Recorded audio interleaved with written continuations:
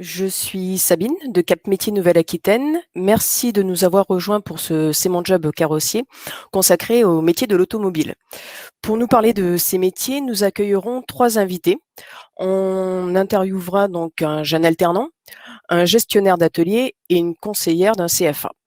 Avant de démarrer ce live, je précise que tout au long de cet échange, vous avez la possibilité de poser vos questions via le chat et je m'en ferai le relais auprès de nos invités.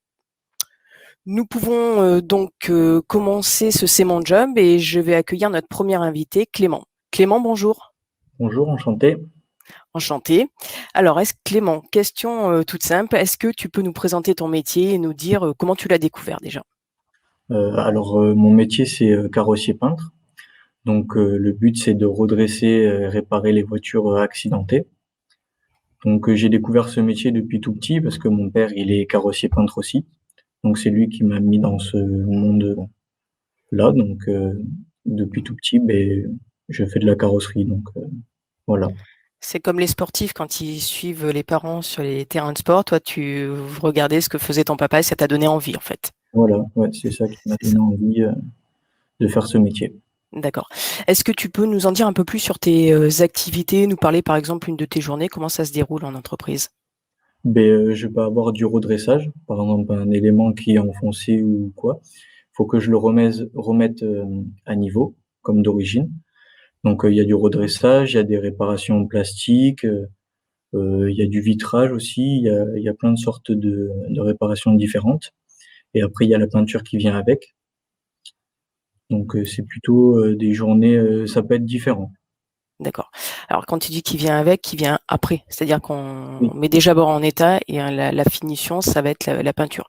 Pour ça, toi, tu es carrossier peintre. C'est bien dans l'ordre bien choisi aussi, de carrossier peintre. Qu'est-ce qui t'a alors au-delà du fait, qu'est-ce qui t'a attiré, au-delà du fait que ça soit ton papa qui pratiquait, qu'est-ce qui t'a vraiment attiré? Qu'est-ce qui te plaît dans ce métier? c'est de voir une voiture accidentée et de la voir à la fin toute neuve. Ça, c'est ça qui me plaît en fait de faire en sorte qu'elle soit le plus propre possible, de tout redresser, tout ça, c'est ça qui me plaît, dans ce métier. D'accord, c'est de voir, en fait, les fruits de ton L'évolution, travail. C'est ça, par rapport à ce que tu as réalisé, voir dans l'état où elle est arrivée et de voir le produit fini, c'est plutôt une satisfaction aussi de revoir, la voiture remise en état, on va dire. voilà, c'est ça. D'accord. Est-ce que tu as des points, des gâchis, des choses qui te plaisent, le moins dans ce métier-là? Non, personnellement, j'apprécie tout dans ce métier. Après il y a des choses que j'aime peut-être un peu moins, mais c'est quand même des choses que j'aime, faire donc voilà. D'accord. Tu travailles en équipe, tu as des collaborateurs avec toi? Comment ça s'organise? Quand tu es sur une voiture, est-ce que c'est toi qui fais, la carrosserie qui la remet en état seul ou est-ce que vous êtes amenés à travailler à plusieurs sur le même véhicule? Alors, de base, il faut que je le fasse tout seul. Après, si j'ai besoin d'aide ou quoi, je peux demander à des collègues ou quoi pour m'aider, avec ça, il y a pas de souci. Donc tu peux peut-être nous préciser que dans quelle entreprise tu travailles et sous quel contrat, tu exerces? Parce qu'il me semble que tu es en alternance. Oui. Alors je travaille à Volkswagen à Mérignac. D'accord? C'est un contrat, pro en CQP, enfin je fais un CQP du coup, Donc en certificat de carrosserie qualification professionnelle. Je précise pour les personnes qui participent. D'accord? et du coup c'est un contrat professionnel de 2 ans, qui dure 2 ans, D'accord. fermement. Et comment tu as trouvé, la formation et l'entreprise du coup? Alors en fait, je faisais un CAP avant et du coup c'est le lycée qui m'a mené à faire ce CQP. Donc j'ai demandé à quoi ça correspondait et tout ça et du coup, c'est de là que je l'ai fait. D'accord. Alors du coup, comme tu me dis, avant que tu faisais un CAP, est-ce que tu peux me dire un peu ton parcours scolaire, ce qui t'a amené jusque-là pour qu'on suive un petit peu si tu as tout fait en alternance ou si tu as fait de la formation initiale et que tu as enchaîné sur le CQP en alternance, comment ça s'est organisé? Sorti de troisième, j'ai commencé un CAP en carrosserie, en alternance, en 2 ans D'accord. et suivi de ça, j'ai fait un CAP peinture en alternance en 1 an. D'accord. Et du coup, tu l'as fait dans la même entreprise, Non, alors l'alternance? les 2 CAP, je l'ai fait dans une autre entreprise. D'accord. Et après, ça s'est passé assez simplement pour arriver chez Volkswagen. mon CQP à Volkswagen. D'accord. D'après toi, quelles sont les qualités pour être un bon carrossier peintre? Il faut avoir de la patience déjà, le savoir-faire aussi, mais ça vient après avec l'expérience et tout ça, à force de toucher la tôle et tout ça. Et puis voilà, après, enfin voilà. Peut-être alors par rapport à ce que tu disais tout à l'heure, quand tu aimes bien voir la voiture finie aussi, enfin, j'imagine, après c'est mon ressenti, de la minutie aussi un petit peu dans ce qu'on fait. Oui, faut être minutieux. Il faut réfléchir aussi à comment faire pour que telle chose soit redressée sans abîmer une autre partie. C'est de la réflexion. Mmh mh. Justement, quand tu parlais par rapport aux activités, donc le décabossage et cetera, j'imagine, tu utilises quoi comme outil? C'est quoi est-ce que tu as des outils qui sont utilisés, des techniques spécifiques? Alors il y a différents outils. On peut redresser au marteau et au tas. Et si on n'a pas accès à pour mettre le tas ou le marteau, on peut faire au tire-clou. Après, suivant ce qu'il y a, on peut faire, à l'équerre. Ça dépend des chocs, en fait. D'accord. Donc c'est vraiment des outils spécifiques liés au métier de Spécifique, ouais. carrossier que tu as appris sur le tas. Est-ce que tu as appris ça aussi en CFA ou pas? Oui, Tu as eu voilà, OK. Tu as eu la partie théorique, on t'a expliqué ce que c'était, mais tu l'as mis en pratique du coup au sein de l'entreprise. voilà. Donc du coup, tu vois, par rapport à ce qu'on disait tout à l'heure, alors où j'ai accentué sur la minutie, c'est que quand tu décris les outils, quand on voit un marteau, on imagine quelque chose de brut. Quand on tape sur un marteau, c'est quelque chose, mais à la fois, quand on fait de la carrosserie, ben, c'est quelque chose de plus fin qui demande de la minutie. Parce que c'est pas taper brutalement sur une tôle pour la redresser, c'est qu'il y a des gestes bien techniques à appliquer pour pouvoir le faire correctement. Oui, voilà, c'est ça. C'est ça? Ouais. Très bien. Ben, écoute, Clément, je te remercie pour ton témoignage. Pour aller un petit peu plus loin au niveau des métiers, pour parler métiers au sens large, donc je vais accueillir Éric Brachet. Bonjour, monsieur Brachet. Bonjour tout le monde. Alors, monsieur Brachet, est-ce que vous pouvez vous présenter, nous dire quelle est votre fonction et puis dans quelle entreprise vous travaillez? Alors, je suis Éric Brachet, je travaille chez Jean Rouillet Automobile, Volkswagen Bordeaux. J'y ai passé 20 ans dans cette entreprise. Je suis parti dans une autre société 14 ans et là, ça va faire 3 ans que je suis revenu. Et je m'occupe donc de la carrosserie de Mérignac ainsi que de celle de Villeneuve-d'Ornon. Nous sommes en train de remonter une carrosserie à Villeneuve-d'Ornon qui était arrêtée depuis 5 ans. Et donc, c'est mon poste, de la gestion des ateliers. En fait. D'accord. Sur Ouais, il y a un écho. Est-ce que alors je sais pas si vous avez des échos, voilà. Est-ce que vous pouvez, nous préciser un petit peu la taille, de l'entreprise, de la concession? Parce que si j'ai bien compris, donc vous êtes en concession. La taille de l'entreprise et combien il y a de salariés? Alors effectivement, nous sommes en concession. Nous faisons partie du groupe Jean Rouillet Automobile qui comporte 1630 collaborateurs. Nous sommes situés plus dans l'est de la France, notamment Vendée, Pays de Loire, Vendée, Charente-Maritime. Et nous, JIRA 33, qui concerne 6 concessions, Mérignac, Villeneuve-d'Ornon, Arvers, La Teste, Lormont. Et sur Mérignac, nous avons ce qu'on appelle le fleet, qui concerne l'utilitaire et tout ce qui est camping, les Westphalia, tout ce qui concerne le loisir. Nous sommes donc 1630 sur la plaque, JIRA 33, et sur Bordeaux, donc les 6 concessions, nous sommes environ 180, entre 190 et 200 employés. D'accord, c'est quand même un gros groupe. Oui, ça commence à faire un gros groupe, à savoir que le groupe Jean Rouillet est dans les top 10 France des distributeurs auto. D'accord. Alors est-ce que vous pouvez nous dire quel métier on retrouve au sein, d'une concession? Alors, les métiers sont très variés puisqu'on part du secrétariat, on fait de l'accueil, on a du commerce, on a de la comptabilité, nous avons des gestionnaires, nous avons des carrossiers, nous avons des peintres, nous avons des mécaniciens, nous avons des techniciens, puisque maintenant le métier de l'automobile est de plus en plus compliqué, donc on a des techniciens spécialisés dans l'électrique.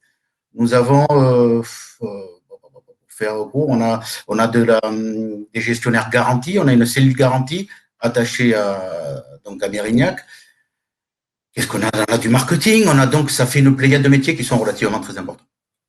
D'accord.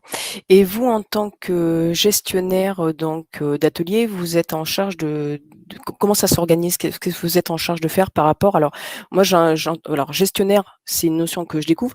On entend parler de chef d'atelier. La différence entre un chef d'atelier et le gestionnaire. Alors, la différence, c'est sur Mérignac, j'ai un chef d'atelier qui s'appelle Fabien, que Clément connaît bien, qui gère l'atelier de Mérignac. Il fait en sorte que le travail soit provisionné. Nous avons deux personnes à la réception, deux filles, que j'ai mis parce que pour un choix personnel. Fabien est en charge de ces personnes-là. Nous sommes 16. Maintenant, nous sommes 18 sur Mérignac, et ça, c'est la charge du chef d'atelier, Fabien, qui doit s'assurer que l'atelier tourne bien, que les voitures rentrent, elles sortent et en bon état. D'accord. Mon travail est plutôt de faire tout ce qui est gestion, les chiffres, regarder que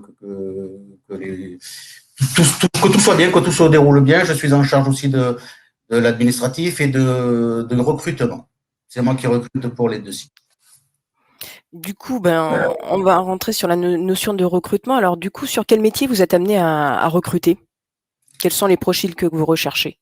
Alors, pour ma part, je recrute principalement sur la carrosserie et la peinture.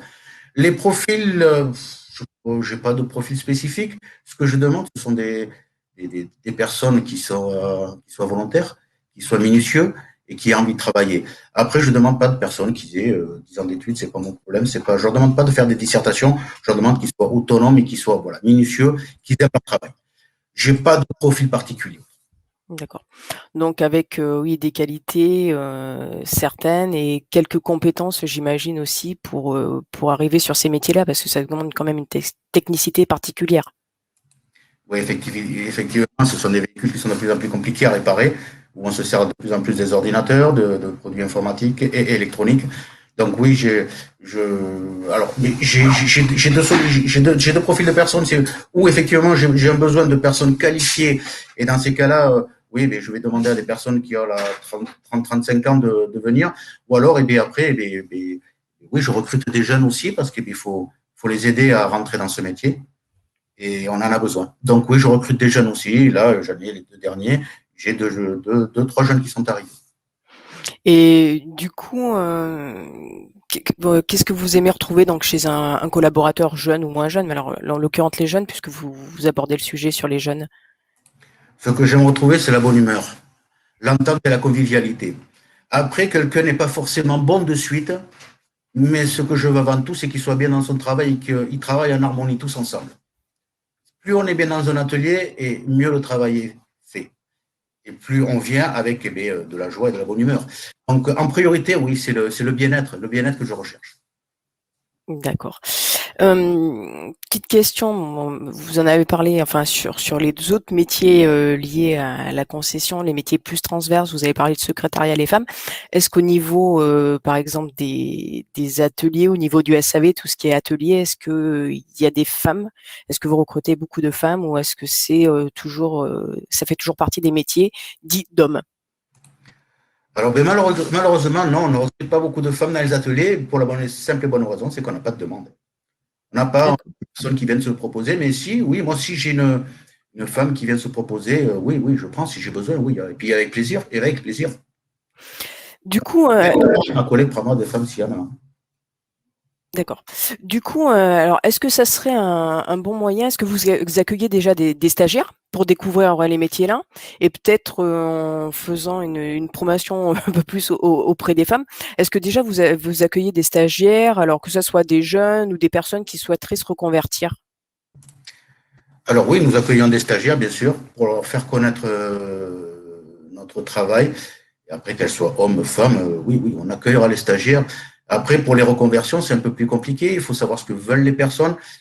Encore une fois, c'est un métier qui est de plus en plus compliqué, où les tôles évoluent énormément. On ne va pas rentrer dans la technologie des tôles HLE, THLE et tout ça, mais oui, les tôles évoluent énormément, les voitures évoluent énormément, donc on peut difficilement passer, je vais dire, sans faire de son métier, d'un boucher à carrossier ouais, c'est compliqué. Ça va être compliqué. C'est comme si un carrossier par emboucherie, il va pas se former un peu de temps. Pour former un bon carrossier, il faut compter ouais, au moins 5-6 ans minimum. D'accord.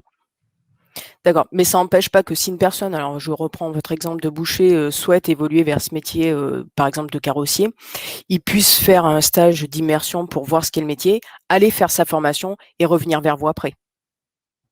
Bien sûr, j'ai eu le cas il y a 3 mois de ça où j'ai pris une personne qui fait du nettoyage industriel dans les bâtiments et qui est venu faire un stage d'1 mois chez nous pour voir un petit peu ce qu'était la carrosserie, si ça lui plaisait ou pas. D'accord. Autre question, est-ce que ce sont des métiers qui sont accessibles à des personnes en situation de handicap? Pourquoi pas, bien sûr, du moment que la personne est motivée, et tout dépend du handicap, mais si c'est un handicap léger, oui. Encore la preuve, c'est que nous travaillons avec je ne me rappelle plus le nom, de Villeneuve-d'Ornon, qui gère les handicapés, et nous avons reçu un handicapé sur Mérignac qui a fait un stage 1 mois, ou 1 mois et demi, il reste avec nous, et j'ai reçu une personne sur Villeneuve-d'Ornon, un handicapé aussi, qui lui, mais avec son handicap, le métier ne lui a pas plu, il a fait une journée, et il s'est senti oppressé, il est pas resté. Mais oui, les personnes avec un handicap peuvent très bien faire ce métier, tout à fait. Et nous les D'accord. Oui. Quelles sont les évolutions de ces métiers dans votre activité? Les évolutions, ben, elles sont multiples. Il peut y avoir déjà l'évolution où le jeune carrossier, comme Clément, qui a un gros potentiel, va commencer par doucement redresser les tôles. Après, il va passer sur du remplacement d'éléments soudés. Et après, il va travailler sur marbre. Et puis après, mais pourquoi pas travailler sur de l'électrique. Et puis après, l'aiguiller en fonction de la personne sur un poste de la responsabilité, chef d'équipe, voire chef d'atelier. Et pourquoi pas réceptionnaire. Pourquoi pas gestionnaire, oui, oui, il y a de l'évolution possible, tout à fait. Oui, la question n'est pas anodine, c'est un petit peu pour voir aussi vous comment votre parcours, comment vous êtes arrivé justement à ce poste de gestionnaire. Donc vous avez commencé sur quel poste par exemple? Alors moi, j'ai commencé à l'âge de 16 ans, sorti de troisième, j'ai fait un CAP carrossier, et après, ben, je suis parti travailler dans le poids lourd, après, je suis parti dans l'automobile où ça m'a beaucoup plu. Et à partir de là, j'ai fait un investissement personnel parce que ben, je voulais aller plus haut. Et grâce à cet investissement, je suis passé chef d'équipe et chef d'atelier et maintenant gestionnaire au bout mais je suis en fin de carrière moi maintenant. Et j'ai réussi quand même le parcours que je désirais. Oui, mais on peut dire quand même en résumé, bon, même si on entend bien qu'il y a des difficultés de recrutement, qu'il y a quand même des postes à pourvoir. On prend aussi en considération dans ce que vous dites que les évolutions technologiques, des matériaux aussi un impact par rapport à ces métiers-là, mais que il y a des perspectives d'évolution vers peut-être aussi de nouveaux métiers où on va s'adapter aux nouvelles technologies, aux nouveaux métiers. Je pense à l'électrique qui est arrivé, donc forcément ça impacte les batteries électriques, les modes de réparation ou comment vous fonctionnez en concession. Oui, tout à fait. L'évolution est là. On a fait faire des formations la semaine dernière de 2 techniciens en carrosserie qui sont partis sur le 16 via Poitiers, si vous connaissez. Ils sont partis là-bas justement pour les nouvelles soudures, les nouveaux postes à souder, ainsi que le travail sur les voitures alu, puisque nous avons de plus en plus de voitures alu. Et c'est une conception de travail qui est encore différente, sur lesquelles il faut former les jeunes et les gens. C'est bien ça. Alors oui, effectivement. Alors si je vais, enfin, de ce que j'en sais, les carrosseries alu, c'est lié justement aux batteries qui ont une charge importante et du coup, pour alléger le poids des véhicules, on part sur des carrosseries en aluminium plutôt que de la tôle comme avant on les connaît communément. Alors, c'est pas forcément pour les voitures alu, puisque les voitures en alu, c'est vieux, c'est vieux. À l'époque, on avait les Panhard qui commençaient déjà à avoir des capots en alu, des éléments en alu. On a dans d'autres marques, surtout dans le premium, des véhicules qui ont châssis alu, qui ont beaucoup d'éléments alu, mais qui ne sont pas forcément dus à l'électrique. C'est une conception du véhicule qui est là. À savoir que l'alu est beaucoup plus dur que le métal, malgré ce qu'on D'accord, mais plus léger. très bien. Très bien, mais écoutez, merci Monsieur Brachet. Pour aller un petit peu plus loin, alors pour savoir plus spécifiquement comment on accède à ces métiers, donc on va accueillir Mathilde Hervé. Donc bonjour Mathilde, je lui laisse le temps de s'installer. Bonjour Mathilde, juste le son, le micro à remettre. Bonjour à tous. Bonjour. Alors Mathilde, pareil, est-ce que vous pouvez vous présenter? Quelle est votre fonction et où vous l'exercez? Oui, alors donc je m'appelle Mathilde Hervé, je suis chargée de l'accompagnement des jeunes au CFA de la Chambre des métiers de Bordeaux. Donc on a plusieurs pôles de formation, des formations en alimentaire, en beauté et plus spécifiquement donc pour aujourd'hui des formations dans l'automobile avec des formations en mécanique auto, moto et vélo et des formations en carrosserie et en peinture en carrosserie. Voilà, donc moi je suis chargée de l'accompagnement des jeunes pour trouver leur alternance et faire leur formation au CFA. D'accord. Alors, est-ce que vous pouvez, comme on est rentré dans le vif du sujet, nous présenter les niveaux de formation et les formations présentes au sein donc je crois que c'est de l'Institut supérieur de formation auto, moto et cycle, spécifiquement, C'est c'est ça? ça, oui. Le sigle, c'est l'ISFORA, mais c'est bien ça. Donc, on a plusieurs niveaux de formation. Ça va du CAP à la licence professionnelle. Donc, plus spécifiquement sur la carrosserie, on va avoir le CAP réparation des carrosseries, le CAP peinture en carrosserie et le CQP carrossier peintre. Voilà. Pour la carrosserie, on a ces 3 diplômes. Et pour les autres métiers, donc peut-être mécanique automobile, quelles sont les autres formations que vous proposez? Pour les autres métiers, on a 2 parcours différents. On a le parcours, on a le bac pro, BTS et la licence professionnelle. Donc le bac pro en 3 ans, le BTS en 2 ans, la licence professionnelle donc de niveau bac plus 3 en 1 an. Là, c'est plus voilà pour former donc des mécaniciens automobiles qui, par le biais du BTS et de la licence, deviendront des chefs d'équipe, chefs d'atelier, des gestionnaires, des responsables de structure. Donc on a ce parcours-là sur la mécanique automobile et on a le parcours, donc on a le CAP mécanique auto. Donc là, vraiment pour former un mécanicien automobile et on va avoir ensuite des diplômes pour se spécialiser dans un domaine particulier, par exemple sur l'électronique, sur le diagnostic. Et là, on va avoir des mentions complémentaires ou des CQP aussi pour former ces futurs mécaniciens. D'accord. Est-ce que, alors, voilà, comme vous êtes CFA, quel est le rythme de l'alternance? Est-ce que quand on rentre en alternance, est-ce que c'est l'entreprise qui choisit le rythme ou est-ce que c'est déjà défini par le CFA? Alors, le rythme est déjà défini par le CFA. Globalement, pour toutes les formations en automobile, on va être sur 1 semaine au centre de formation par mois et le reste du temps, ça va être en entreprise. D'accord. Et est-ce que vous avez des difficultés sur les recrutements, sur ces entrées en formation? Alors oui, justement, on a des difficultés en carrosserie. En carrosserie, voilà, chaque année, on a beaucoup d'offres d'entreprises, beaucoup de besoins sur la Gironde et on n'a pas forcément beaucoup de jeunes qui s'orientent vers ces métiers-là. Donc oui, voilà, sur le pôle automobile, c'est surtout sur la carrosserie où il y a un défaut. Il y a moins de jeunes en fait qui recherchent sur ce métier-là. Du coup, ça correspond un petit peu au discours de Monsieur Brachet par rapport aux difficultés de recrutement sur ces métiers-là. Donc du coup, Exactement. le lien est de cause à effet.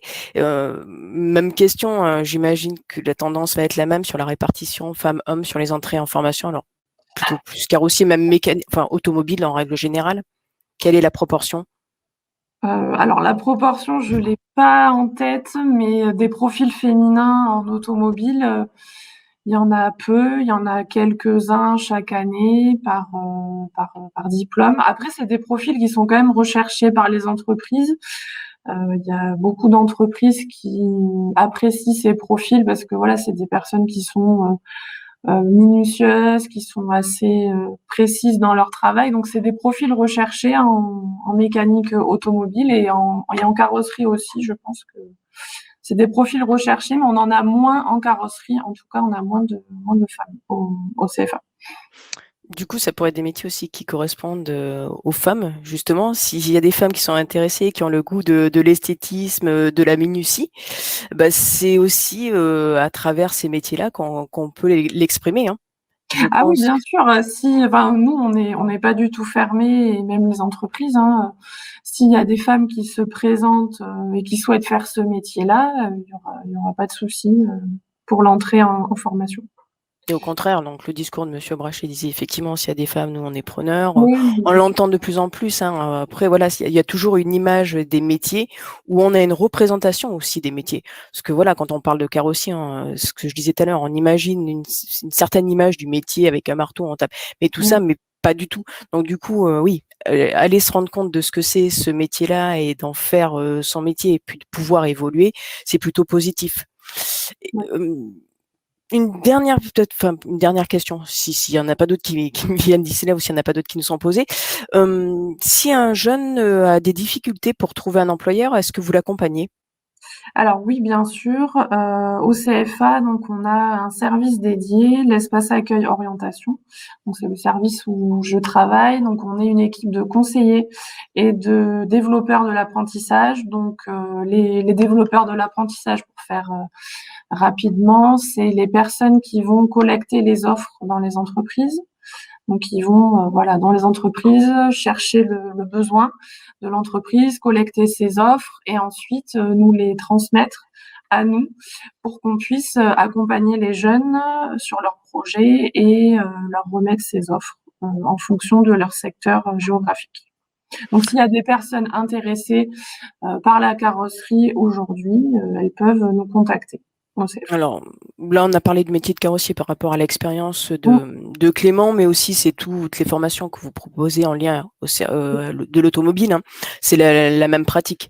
De toute façon, il va y avoir forcément, comme nous, des fois, on reçoit à Cap Métier où on a une mission d'information sur tous les métiers au sens large du terme, d'information métier, formation en relais vers les organismes, etc.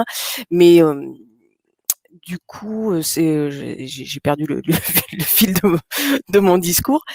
Mais s'ils veulent, il y a les jeunes qui vont déjà avoir fait la démarche d'avoir rencontré des entreprises et en Mmh. disant, ben oui, moi je serais intéressé et du coup c'est facilitant, il suffit qu'ils reviennent vers vous si les places sont disponibles, vous les rentrez dans le dispositif de formation. Et à Mmh. l'inverse, où on a aussi beaucoup et actuellement aussi, alors aussi à la crise sanitaire, des jeunes qui souhaitent faire ces apprentissages mais qui n'arrivent pas à trouver d'employeur.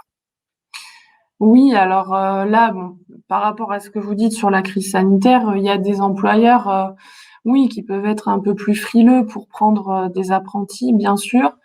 Mais là, voilà, globalement, nous, sur le début de la campagne d'apprentissage pour cette année, en carrosserie, il y a quand même beaucoup d'offres qui arrivent. Donc voilà, sur le métier de carrossier, il y aura pas de, enfin, on pense, hein, pour l'instant, que les besoins seront là pour la rentrée.